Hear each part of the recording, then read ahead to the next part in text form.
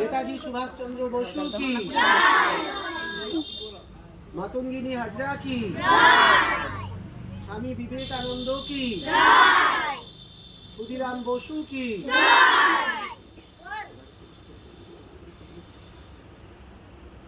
মাস্টারমশাই এবং ম্যাডামরা এবং অন্যান্য ছাত্রছাত্রী, আমরা অনেক ছোট।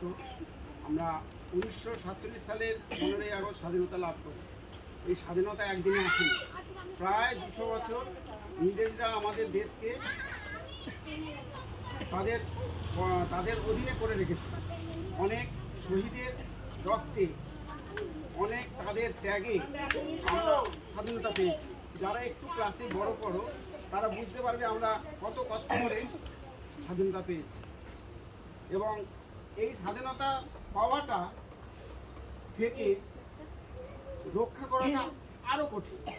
আমরা জানি অনেক রকম সমস্যা চলছে ভারতবর্ষের মধ্যে, কিন্তু তা সত্ত্বেও ভারত পৃথিবীর মধ্যে সবথেকে উন্নত এবং সবথেকে গর্ব করার মতো দেশ। অন্য সব দেশ আমাদের ভারতবর্ষকে হিংসা করে। কেন? এই ভারতবর্ষের একতার জন্য এবং ভারতবর্ষের এই ঐশ্বর্যের জন্য। অনেক মহাপুরুষ, তাবড় যত মহাপুরুষ আছে আমাদের এই ভারতবর্ষেই জন্ম।